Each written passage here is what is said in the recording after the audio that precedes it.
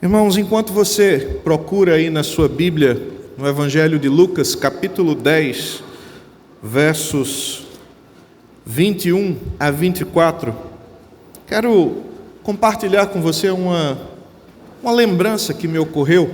Primeira vez que eu entrei numa igreja, daquelas grandes catedrais, eu entrei e olhava toda aquela exuberância, o teto abobadado, cheio de pinturas, os vitrais nas paredes, aquelas imagens, o altar tão bem esculpido, tão bem feito, e para mim aquilo parecia apenas uma coisa aterrorizante, sem sentido algum. Afinal de contas, minha mãe era católica, mas eu não gostava muito daquele ambiente, nem daquela manifestação religiosa, mesmo quando criança, ia obrigado e era meio espantoso para mim. Daí a gente vai crescendo e vai tendo outras experiências e aprendendo com o tempo.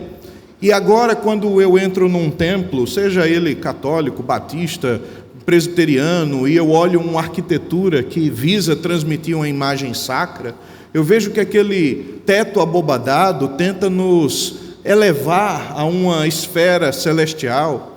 Vejo que em alguns ambientes onde você vê o púlpito elevado, é para que o ouvinte tenha a ideia de que a mensagem que ele escuta vem do alto, vem de Deus.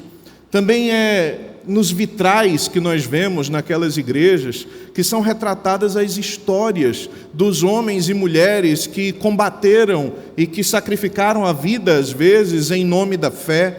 E aí parece que tudo faz sentido. Mas aquela coisa antes para mim era muito estranha e só veio tomar sentido depois, quando mais maduro meus olhos se abriram e as coisas começaram a ter significado. É interessante que quando a gente vê a biografia do C.S. Lewis, ele passa por uma experiência parecida. Ele diz que quando jovem visitou as catedrais góticas da Inglaterra, e ele olhava e via aquelas arquiteturas majestosas, e também nada daquilo fazia sentido para ele. Até que anos depois de convertido, conhecendo a história sagrada e a história da igreja, tudo aquilo parecia ser um testemunho vivo da fé de tantos, e parecia ser uma ponte direta com a glória de Deus. Quando nós olhamos então para esse fenômeno, nós percebemos que isso acontece não apenas na arquitetura sagrada, mas também na própria vida religiosa.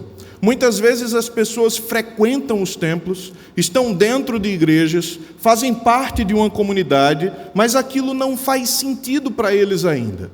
É um lugar agradável, de pessoas que se cumprimentam, às vezes tem até um lanchinho depois, não é muito bom. Lá no Crescer tem sempre um lanchinho, viu, irmãos? Quem não experimentou ainda, bota o nome na lista e você vai ver como é legal. Um momento de comunhão, de confraternização, de compartilhar. E depois de tudo isso, a pessoa volta para casa tendo participado de uma celebração, de um momento agradável, com pessoas agradáveis, mas não tem sentido espiritual na mente dele. Ele olha para aquilo e diz, tudo bem, é de Deus, eu vou, eu participo, eu escuto, mas eu não consigo entender o que é essa pregação, eu não entendo por que tanto amor a essas coisas, eu não entendo por que tanta devoção assim, eu não entendo porque alguns parecem até fanáticos religiosos, e aí as coisas não fazem sentido. E por isso nós deveríamos nos perguntar, por que é que para alguns tudo faz sentido, e para outros não há sentido algum? Por que é que uns, mesmo estando dentro das comunidades, não conseguem entender as suas nuances, e outros, que até chegaram há pouco tempo, percebem sentido em tudo que observam? Por que é, irmãos, então, que os olhos de alguns veem e o de outros não? Porque alguns corações se rendem à beleza da verdade, enquanto outros permanecem indiferentes, mesmo diante das maiores evidências. Para refletir sobre isso, quero convidar você a ler agora o texto inicial de Lucas, capítulo 10, dos versos 21 a 24. Texto que diz: Naquela hora, exultou Jesus no Espírito Santo e exclamou: graças te dou, ó Pai, Senhor do céu e da terra, porque ocultaste estas coisas aos sábios e instruídos e as revelaste aos pequeninos. Sim, ó Pai, porque assim foi do teu agrado. Tudo me foi entregue por meu Pai. Ninguém sabe quem é o Filho, senão o Pai. E também ninguém sabe quem é o Pai, senão o Filho, e aquele a quem o Filho o quiser revelar. E voltando-se para os seus discípulos, disse-lhes particularmente: bem-aventurados os olhos que veem as coisas que vós vedes. Pois eu vos afirmo que muitos profetas e reis quiseram ver o que vedes e não viram, e ouvir o que ouvis e não ouviram. Feche os seus olhos, curve sua cabeça. Senhor, nós estamos na Tua presença, oferecendo ao Senhor o nosso culto, nossos louvores, nossas orações, a nossa contrição. E sabemos que tudo isso fazemos porque o Senhor nos move pela Tua graça. Mas agora nós queremos olhar para a Tua palavra e nós te pedimos que, por graça e misericórdia, o Senhor abra os nossos olhos para compreender essa porção das Escrituras e fazer com que, através deste texto, nós possamos encontrar a vitalidade, o vigor, a alegria, a empolgação que as nossas almas necessitam para seguir no nosso dia a dia, crendo no Senhor, confiando no Senhor, apesar das nossas adversidades. Que os nossos corações possam ser impactados pela Tua palavra. Por isso nós te rogamos, ó Deus, fala conosco, pois nós queremos te ouvir. É nossa oração em nome de Jesus. Amém. Queridos, nós vamos refletir hoje sobre a soberania de Deus e a nossa alegria. E esse texto que nós lemos dos versos 21 ao verso 24, ele fica no final de um momento em que Jesus reúne alguns daqueles que o seguiam continuamente, corriqueiramente, estavam andando com ele. E é comum que vocês lembrem da missão dos 12, que é mencionado lá em Mateus, mas aqui há uma missão diferente, missão de 70 pessoas, que começa aqui no verso 1 do capítulo 10 de Lucas, e que não é mencionado nos outros evangelhos. Apenas Lucas, depois de ter feito toda a sua pesquisa acurada, resolve registrar esse evento de que Jesus, em um dado momento, chamou 70 dos seus seguidores e deu-lhes instruções claras, dizendo como eles deveriam executar a missão que ele estava dando. Essa missão, claro, que tem dois aspectos. Um aspecto que é muito voltado para a metodologia, que é um aspecto metodológico, pois Jesus dá uma série de instruções dizendo que vocês devem ir de 2 em 2, vocês devem entrar numa casa e permanecer nela, vocês não devem levar alforje, capa, túnica, nada disso. Então, uma série de orientações que eram metodológicas e que se explicam muito bem pela cultura da época, pelo acolhimento hospitaleiro dos judeus, como era comum, dos hebreus, dos israelitas, algo que se explica pelo contexto histórico-cultural. Então era uma metodologia que era muito própria para aquele momento e que tinha uma explicação. Mas há também aqui orientações teológicas. E nessas orientações teológicas é que nós devemos ancorar a nossa compreensão. Veja que depois de várias orientações, Jesus diz no verso 9 como eles devem proceder, ou seja, o conteúdo da missão, o que é que eles de fato devem fazer.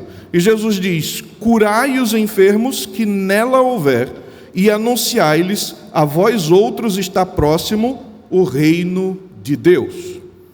Então, em toda aquela coletânea de instruções que Jesus traz para aqueles 70, há uma observação fundamental, que é a proximidade do reino. Então a missão deles consistia em sinais que evidenciavam essa proximidade e o conteúdo proclamando, dizendo que o reino estava próximo. O Dr. Shedd, comentando esse versículo, ele fala que essa proximidade do reino não é uma coisa temporal. Não é que o reino estava chegando e que faltava poucos dias para se manifestar. mas era uma proximidade que se vinculava às pessoas que estavam ali. O próprio Jesus, que era o rei desse reino, e os seus discípulos ou os seus emissários, que eram os porta-vozes desse reino.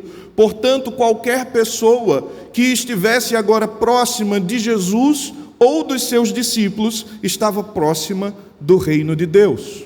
Portanto, os sinais que Jesus realizava, os sinais que os seus discípulos realizaram, as pregações que foram feitas naquele período, as pessoas que puderam ver e ouvir todas essas coisas, estavam próximas do reino de Deus, estavam vendo a distinção entre as coisas que estavam ainda sob impérios humanos ou das trevas e aquilo que o reino de Deus esclarecia e manifestava.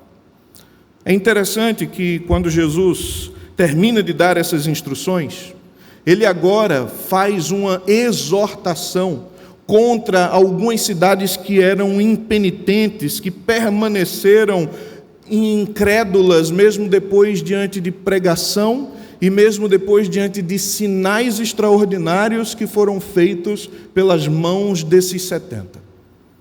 Você já imaginou 70 homens numa missão, curando enfermos, expelindo demônios, fazendo maravilhas, e as pessoas ainda continuando incrédulas, olhando para aquilo e dizendo: isso daí certamente é alguma manipulação mágica, certamente isso aí é alguma sugestão hipnótica, certamente isso aí é qualquer outra coisa menos Deus, porque aquele carpinteiro, filho de José e Maria, não pode ser o Messias que nós aguardamos.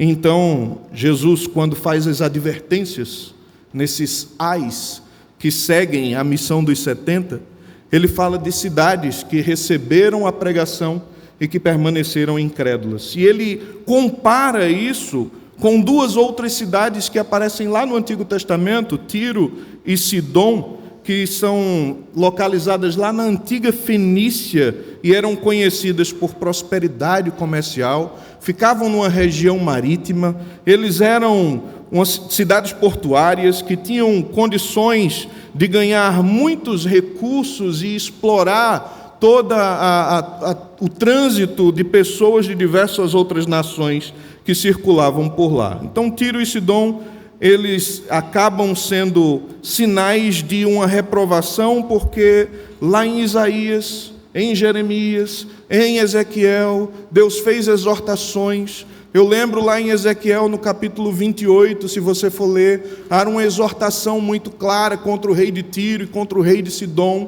dizendo que eles eram como querubins ungidos, que eles estavam no Éden, que eles eram coroados de uma série de coisas, aquele texto que muitas vezes as pessoas interpretam como sendo algo referente ou ao ser humano decaído ou a Satanás na sua origem, mas inicialmente era destinado como repreensão a Tiro e a Sidom. Aquelas cidades, Tiro e Sidom, foram reprovadas e as suas ruínas existem até hoje. Mas quando Jesus faz a repreensão a Corazim, a Betsaida e a Cafarnaum, que eram cidades ali da Galileia, onde os discípulos estavam pregando, Jesus afirma que se os sinais que foram feitos naquelas cidades tivessem sido feitos em Tiro e Sidom, eles se arrependeriam com pano de saco e com cinza, iriam lamentar os seus pecados e se render ao Senhor. E é claro que isso não diminui a culpa de Tiro e Sidom, eles continuam sendo culpados porque Deus os enviou profeta, Deus os enviou emissários e eles continuaram sem arrependimento, mas isso aumenta o rigor sobre Cafarnaum, sobre Corazim e sobre Betsaida. Mas nessa situação lamentável de cidades que ouviram a palavra, receberam os emissários de Deus e ainda continuaram impenitentes, incrédulas, irresolutas, sem se render ao Senhor, parece-nos que aquela missão dos 70 foi um fracasso. Nós olhamos para essa exortação de Jesus e dizemos: aquele povo não creu, as pessoas não receberam a palavra, não receberam os emissários de Deus, apesar dos sinais, apesar da pregação, os números não são favoráveis. Os números não são positivos. Os números não são bons. E vejam, irmãos, como a nossa visão, às vezes, da efetividade de uma missão está tão baseado nos elementos humanos e terrenos que nós medimos o ministério de alguém pelos números que esse alguém apresenta. E eu não estou dizendo que os números são ruins de maneira nenhuma. Nós temos diversas referências nas Escrituras que mostram a importância de números. Por exemplo, quando Pedro prega o seu primeiro sermão em Atos dos Apóstolos, ali se agregam cerca de 3.000 almas. No seu segundo sermão, o número da membresia da igreja de Jerusalém sobe para 5.000 pessoas. Uma igreja que era pastoreada por 12 apóstolos, que tinha agora 7 diáconos, 5.000 membros, e uma série de números são relatados ali para mostrar o poder de Deus agindo no início da igreja neotestamentária. Entretanto, nós temos também nas Escrituras missionários do quilate de Jeremias, que depois de anos de pregação não alcançou o grande número de conversões, nem arrependimento do seu próprio povo. Portanto, as nossas medidas humanas são falíveis e limitadas para avaliar a eficácia de uma missão. Quando Jesus está aqui falando sobre a incredulidade daquelas cidades impenitentes, vejam que a partir do verso 17, aqueles homens, os 70 que regressam da missão, eles não regressam entristecidos. Eles não regressam como missionários fracassados. Eles regressam cheios de alegria, possuídos de alegria no espírito, porque eles diziam: Senhor, até os espíritos imundos se nos submetem, até os demônios obedecem ao nosso comando. Foi bom demais essa missão, foi uma experiência fantástica, extraordinária. Nós nunca imaginávamos que o Senhor faria isso através de nós. Os números não eram favoráveis, e os missionários estavam alegres, felizes, porque Deus realizou através deles. E aí, irmãos, Jesus não critica aqueles homens dizendo que a missão foi ineficaz. Jesus apenas faz uma exortação a respeito de onde deveria estar centrada a alegria deles. Jesus concorda que, de fato, eles foram profícuos nos sinais que operaram, que eles demonstraram por ações poderosas a proximidade do reino de Deus, mas Jesus ainda complementa dizendo que Satanás caía do céu como um raio quando os discípulos estavam pregando, como uma demonstração da derrota final dele, que cai dos céus realmente como um relâmpago que brilha, mas que tem como destino a terra, o fim, a poeira, e se rastejaria como era a condenação da serpente. Mas agora, vendo a alegria daqueles homens e confirmando que aquilo que eles faziam era fruto da autoridade concedida pelo próprio Jesus, Jesus diz no verso 20: não obstante, alegrai-vos não porque os espíritos se vos submetem, e sim porque o vosso nome está arrolado nos céus. Essa exortação de Jesus, que parece ser algo tão sublime e distante, na verdade é a mensagem mais próxima daqueles que conhecem o Senhor. E se há muitas coisas que preocupam as nossas vidas, irmãos, e se há muitas coisas que também podem alegrar o nosso coração, sem dúvida nós precisamos repensar e redirecionar a nossa alegria, para que não estejamos mais felizes do que devemos com coisas efêmeras e passageiras, e tristes ao invés de felizes com aquelas coisas que são eternas e que não passarão de forma alguma. Quando Jesus redireciona a alegria dos discípulos, ele diz aqui, na verdade, que a alegria segundo os padrões divinos não ocorre por fatos passageiros, mas por verdades permanentes que falam sobre a relação de Deus com os súditos do seu reino. tendo essa visão do texto que começa lá no verso 1, os discípulos indo em missão, retornando, a incredulidade das cidades, a alegria pelos feitos realizados, e agora Jesus redirecionando a alegria. Percebam que o próprio Jesus, no texto que lemos, do verso 21 ao 24, é quem exulta de alegria. É o próprio Jesus que agora, cheio do Espírito, sabendo das notícias da missão, entendendo o que havia acontecido e tendo redirecionado a alegria dos seus próprios discípulos, ele mesmo exulta no Espírito. Ele mesmo diz naquela hora, exultando no Espírito, exclamou: graças te dou, ó Pai, Senhor do céu e da terra, porque ocultaste estas coisas aos sábios e instruídos e as revelaste aos pequeninos. Sim, ó Pai, porque assim foi do teu agrado. Vejam Jesus alegre, vejam Jesus feliz com a missão, vejam Jesus impactado não com os resultados, não com Satanás caindo do céu como um raio, não com os sinais que foram realizados, afinal ele mesmo, tendo toda a autoridade nos céus e na terra, poderia realizar o sinal que quisesse, mas ele se alegrava porque Deus soberanamente escolheu ocultar dos sábios e revelar aos pequeninos o conteúdo daquela pregação. Percebam que a alegria de Jesus não está no fato de haver conversões ou reprovações. A alegria de Jesus está no fato de que Deus, sendo Senhor absoluto sobre todas as coisas, tem o direito criacional de determinar quem irá enxergar e quem não irá enxergar. Jesus se alegra por saber que o Pai é soberano. Jesus se alegra por perceber que as coisas que acontecem nesta vida, inclusive as de ordem espiritual, acontecem por ação da graça de Deus, que tem misericórdia de quem quer, que se compadece de quem quer, que abre os olhos de quem quer, que faz como quer.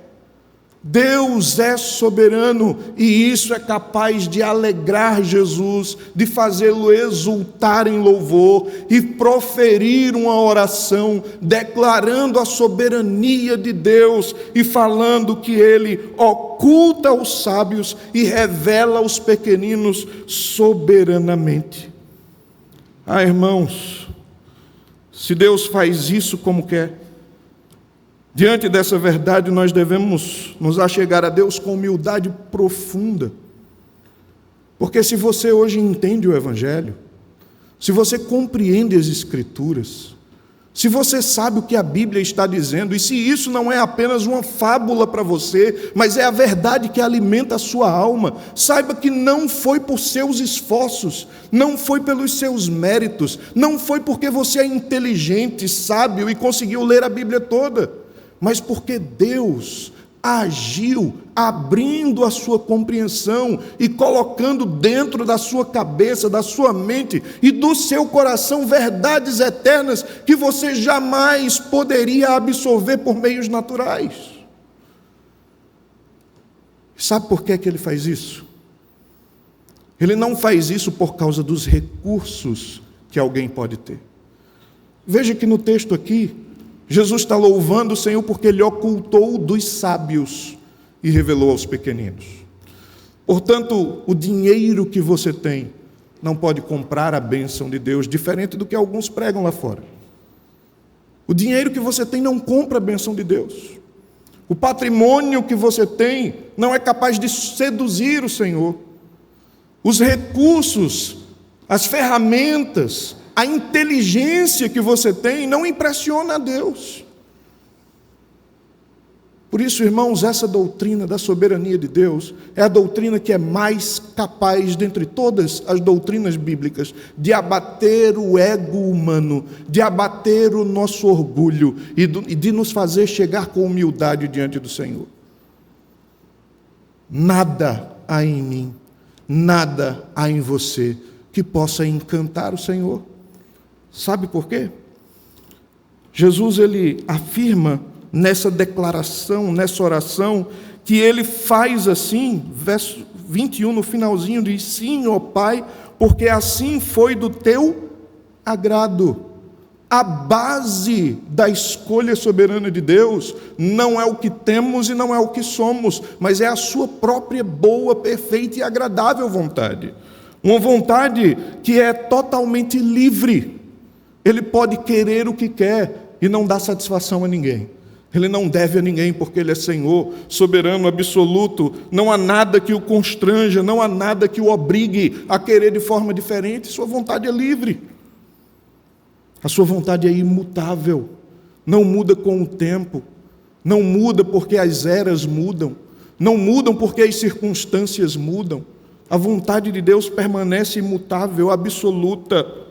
Ele é onipotente, por isso Ele pode fazer tudo o que Ele quer.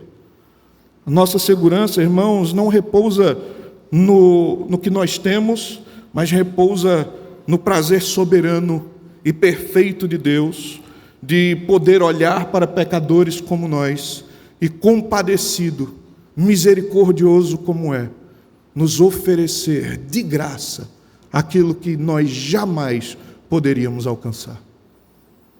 Quando nós entendemos isso e seguimos no texto, nós vemos que a missão de Deus, ela é sempre eficaz. A missão nunca é frustrada. Sempre que o Evangelho é pregado, ele alcança a finalidade. Sempre que uma mensagem das Escrituras é lançada, como diz o próprio Senhor lá em Jeremias, a palavra dele não voltará para ele vazia, antes fará aquilo que lhe apraz. Nenhuma pregação é vã, nenhuma evangelização é vã, nenhum missionário enviado ao campo é em vão, ainda que os números lhe confundam e façam você pensar que não vale a pena. Vale a pena. Deus é soberano e Ele tem os resultados que Ele quer ter. Ele converte a quem Ele quer. Ele abre os olhos de quem Ele quer. Ele fecha os olhos e o entendimento de quem Ele quer. Ele é soberano. Vejam que a soberania de Deus, ela se reflete aqui na soberana escolha do Pai, mas também se reflete na soberana revelação do Filho. E a nossa alegria deve, assim como Jesus redirecionou a dos discípulos, ser redirecionada para encontrar nessas questões bíblicas, nesses princípios que estão alicerçados nas Escrituras, encontrar nelas alegria suficiente para nos fazer viver a qualquer momento, em qualquer tempo e em qualquer situação, felizes com o que Deus está fazendo. O Filho de Deus diz no verso 22 que tudo foi entregue pelo Pai, que ninguém sabe quem é o Filho senão o Pai, ninguém sabe quem é o Pai senão o Filho e aquele a quem o Filho o quiser revelar. Então, primeiro, Jesus faz uma declaração de soberania. Se o Pai é soberano e pode escolher pequeninos ou sábios e ocultar e revelar a quem quer, também o Filho é soberano porque o Pai confiou toda a autoridade em suas mãos. Tudo o que existe na criação está debaixo da autoridade do Filho de Deus, aquele por meio de quem todas as coisas foram criadas.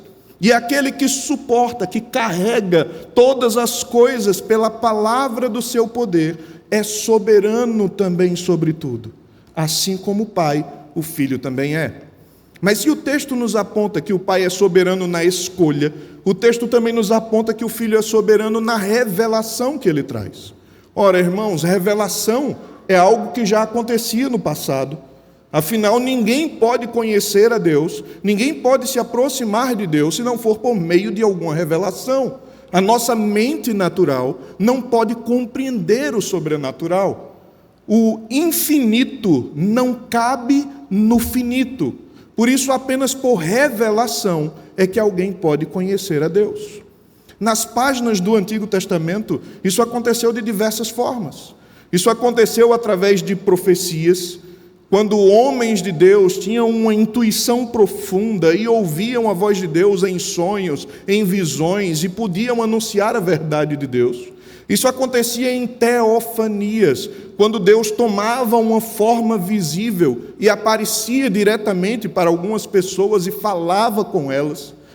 Mas isso depois, diz o autor aos Hebreus, que nos últimos dias, havendo Deus outrora falado muitas vezes aos pais, pelos profetas, nos últimos dias falou pelo Filho, a quem constituiu o herdeiro de todas as coisas. Logo, Cristo é o ápice da revelação de Deus. Jesus é aquele que pode revelar ao Pai de forma plena. E ele diz aqui por quê? Porque existe, além dessa soberania na revelação que ele pode oferecer, ele tem um conhecimento a respeito do Pai que ninguém mais tem. Nenhum profeta conhece Deus Pai como Deus Filho conhece. Nenhum homem na história conhece Deus como o Filho de Deus o conhece. Portanto, por causa desse conhecimento íntimo, desse conhecimento trinitário que o Filho tem com o Pai, dessa relação profunda desde toda a eternidade, ele pode escolher a quem revelar, e é exatamente isso que ele diz. Ele diz que ninguém sabe quem é o Filho senão o Pai, e também ninguém sabe quem é o Pai senão o Filho, e aquele a quem o Filho o quiser revelar.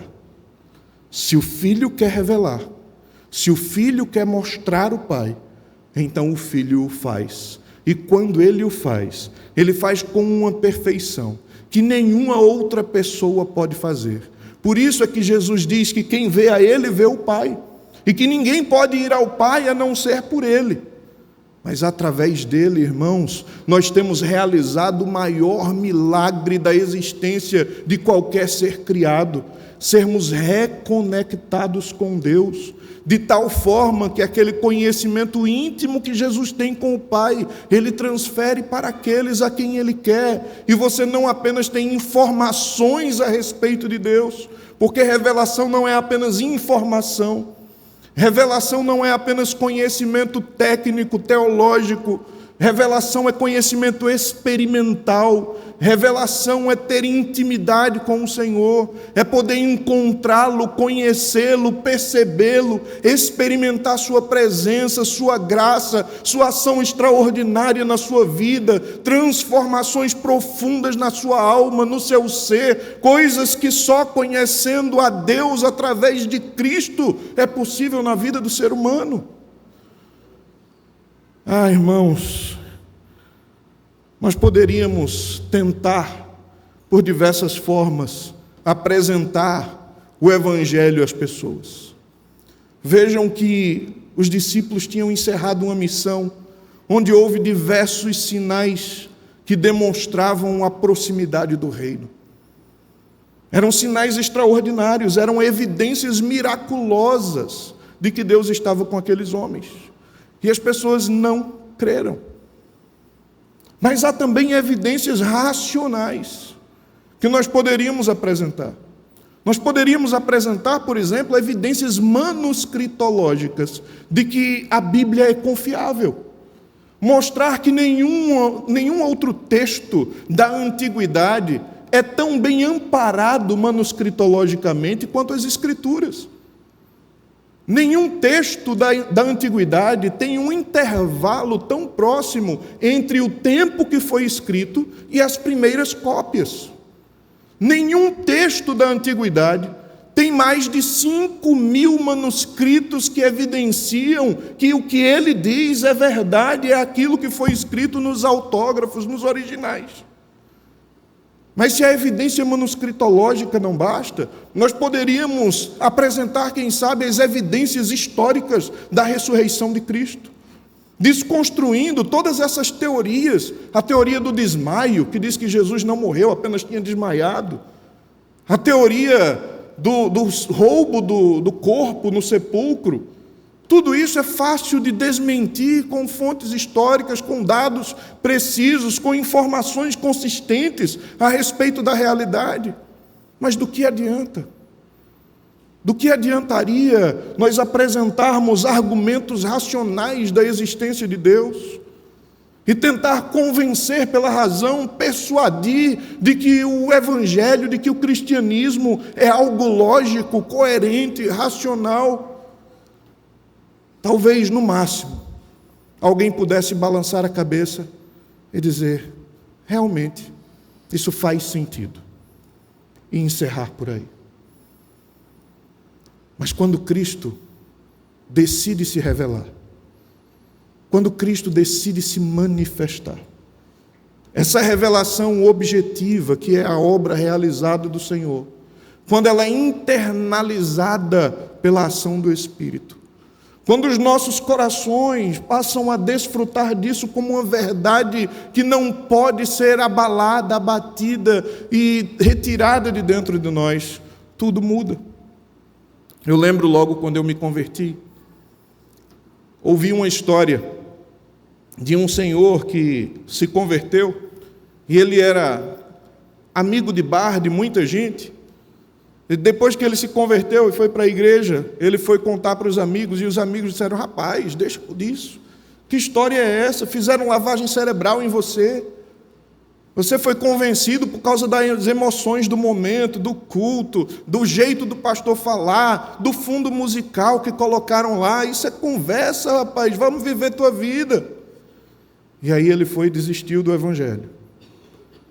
Uma segunda vez ele foi convidado a ir para a igreja, foi de novo. Durante a pregação ele foi tocado, e aí ele chega e se rende ao Senhor, e ele chega para a sua família, e ele diz que agora ele ia ser crente. E aí a família diz: rapaz, deixa disso, nossa família não é uma família religiosa, você agora vai ser fanático religioso, que conversa é essa? Tire isso da sua cabeça. E aí ele mais uma vez desiste da caminhada. Mas uma terceira vez, ele teve uma experiência com Deus, no momento em que o evangelho se tornou para ele algo claro e precioso, e aquilo invadiu o seu íntimo e tomou conta do seu ser, de tal forma que não era mais uma mera ideia na cabeça. Não era uma boa ideia apenas ser um religioso. Não era uma boa ideia apenas seguir aquela religião, aquela igreja, aquele caminho. Então, quando a família e os amigos, agora juntos, tentaram convencê-lo de desistir da caminhada, e disseram a ele: olha, tira esse negócio da tua cabeça. E ele disse: agora não dá mais. Agora não é só uma ideia na cabeça, agora tomou conta do coração. E quando toma conta do coração, a gente tem que seguir. E é claro, irmãos, que eu não quero dizer a você que você se baseie nas suas emoções, mas eu quero dizer a você que quando a experiência do evangelho se torna algo vivido, se torna algo experimentado, quando Cristo, o Filho de Deus crucificado, deixa de ser apenas um personagem da história e passa a ser o seu Salvador pessoal, tudo muda em você e ao redor de você. E eu não estou dizendo que você vai deixar repentinamente de pecar, mas as trevas saem dos seus olhos, a luz se abre, você começa a perceber a vida por outra perspectiva.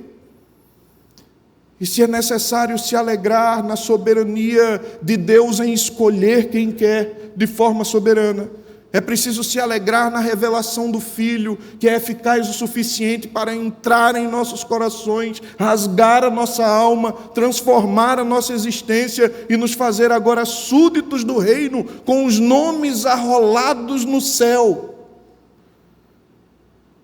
Depois de tudo isso, Jesus agora volta-se para os seus discípulos. E voltando para os seus discípulos, ele diz em particular: bem-aventurados os olhos que veem as coisas que vós vedes, pois eu vos afirmo que muitos profetas e reis quiseram ver o que vedes e não viram, e ouvir o que ouvis e não ouviram.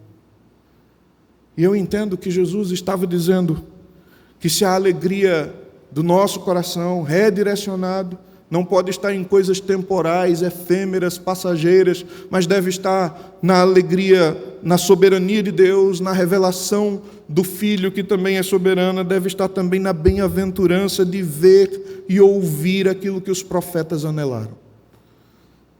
Quem estava diante daqueles discípulos era nada mais, nada menos do que o prometido desde o princípio.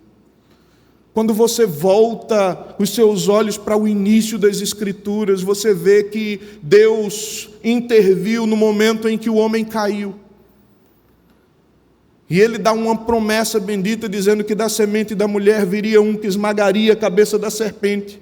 Se você vir a página da Bíblia, no capítulo 4 de Gênesis, Eva coloca o nome do seu primeiro filho de Caim, porque dizia ela, recebi do Senhor, ela creu na promessa, e por isso ela colocou o nome de Caim. Mas Caim mata Abel. Caim não era o descendente prometido. Caim não era aquele que desfaria as obras da serpente. E é por isso que você vê tantas genealogias em Gênesis, porque Caim mata Abel, Deus concede Sete, e aí você vê que Sete gera Enos, e gera outro, e vai outro, em busca desse descendente, e o descendente não chega. Cadê a promessa que não se realiza? Cadê a promessa que não se cumpre? A maldade tomando conta do mundo, o pecado se generalizando, Deus tendo que enviar um dilúvio para destruir tudo aquilo. Mas quando você chega no capítulo 12 de Gênesis, Deus renova a sua promessa, chamando um homem chamado Abrão, e dizendo, em ti serão benditas todas as famílias da terra. No teu descendente elas serão abençoadas. Abraão tem Isaque, pensava que era em Isaque. Depois vem Jacó, e as gerações vão passando, só que a compreensão do prometido começa a se ampliar. Eles começam a entender que esse prometido não é um filho comum, não é um filho qualquer. Seria sim um filho nascido de mulher, um menino, mas sob ele, sob os seus ombros, estaria o governo, como profetizado por Isaías. Aquele que seria a concretização do Emanuel, do Deus conosco. E os profetas começaram a anelar, a ansiar pela chegada desse dia. Começaram a prescrutar as Escrituras, examiná-las, e começaram a falar a respeito do dia em que o reino de Deus se manifestaria neste prometido, neste enviado.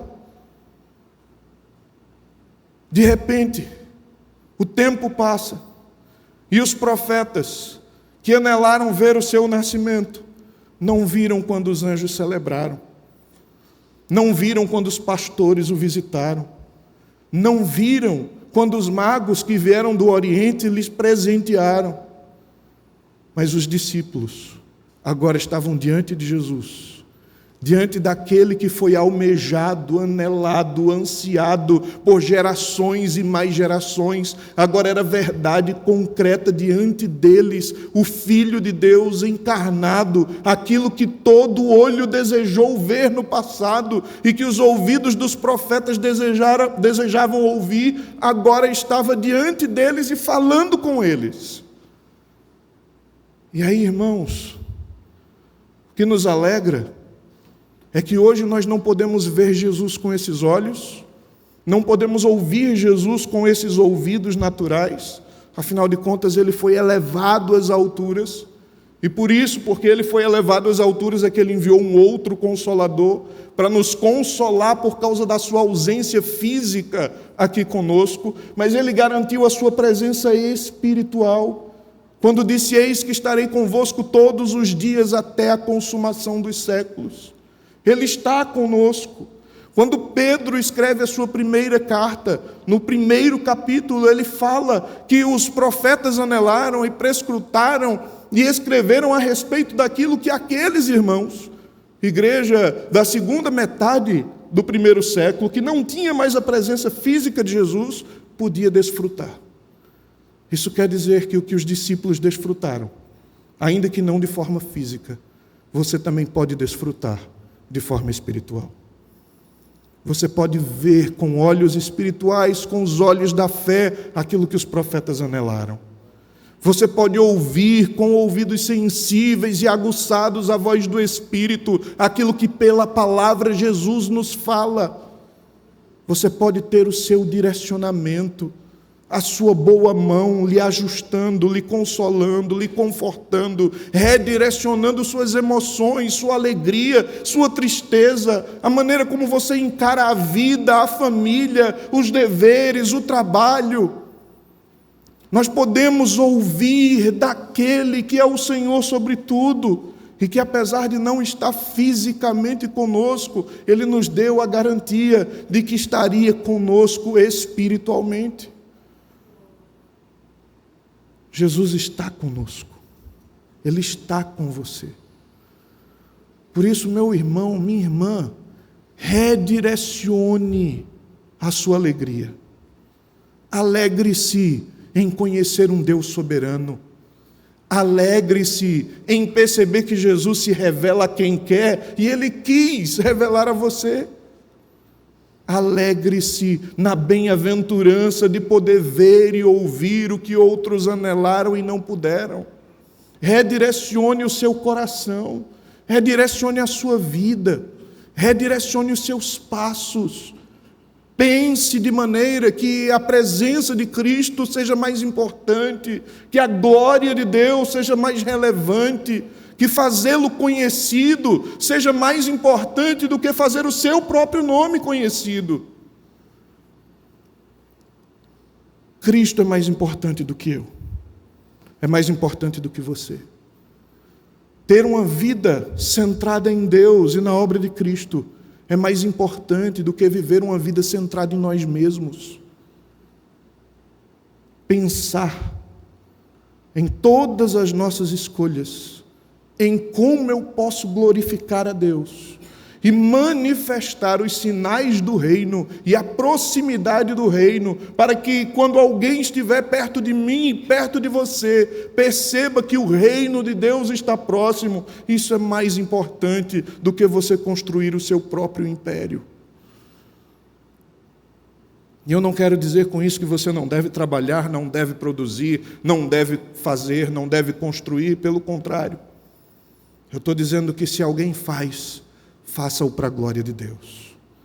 Se alguém ajunta, ajunte para a glória de Deus. Se alguém está agariando recursos, faça-o para a glória de Deus. Cuidado onde você deposita o seu coração. A mensagem de hoje, o texto de hoje, nos exorta a redirecionar a nossa alegria. Portanto, pense o que é que satisfaz a sua alma. O que é que satisfaz o seu dia? O que é que torna você feliz? O que é que faz você alegre? Se essas coisas não têm a glória de Deus envolvida, revelação de Deus envolvida, a proclamação do reino envolvida, a comunhão com Cristo envolvida, repense tudo. E eu quero lhe convidar, porque assim fez as Escrituras, a você agora redirecionar em oração aquilo que você sabe que não está glorificando a Deus. Você pode ter cometido diversos erros até agora. Você pode ter errado em muitas escolhas, em muitas decisões até agora. Mas todas as vezes que a Bíblia é aberta, proclamada, e o Evangelho nos convida ao arrependimento, a oportunidade é lançada para que você vire a página e reconstrua uma nova história, construída agora para a glória de Deus. Feche os seus olhos, vamos orar. Senhor, estamos aqui diante do Senhor, tendo ouvido a proclamação da Tua palavra, que nos conclama a reconhecer um Deus soberano que escolhe a quem quer, um Cristo soberano que se revela a quem quer, e uma alegria soberana, bendita, baseada na bem-aventurança de poder ver e ouvir o que tantos anelaram e que não puderam naquele momento. Nós estamos diante do Evangelho que nos conclama ao arrependimento, ao redirecionamento, à ressignificação das nossas vidas. Nós te pedimos, ó Deus, que nos faça viver de tal modo que tudo o que estamos construindo aqui não sirva de um império particular propriamente nosso, mas que seja o trabalho, o labor de súditos do teu reino, que vivem para a tua glória e que são representantes dos princípios, dos poderes, das capacidades deste reino. Por isso, Senhor, tudo que nós temos é teu. A nossa vida é tua. A nossa família é tua. Usa para a tua glória. Os nossos bens são teus. Usa-os para a tua glória. As nossas intenções, motivações, redireciona, Senhor, pois nós queremos viver para a tua glória. Que no nosso trabalho, que nos nossos estudos, no nosso labor diário, semanal, nós possamos recordar todos os dias porque é que nós fomos alcançados pelo Senhor, pois o Senhor nos tirou das trevas, nos transportou para o reino do Filho do teu amor, para proclamarmos as virtudes daquele que fez toda a transformação em nossas vidas. Nós te pedimos, ó Deus, abençoa o teu povo e guia-nos com paz, para a glória do teu nome, em nome de Jesus. Amém.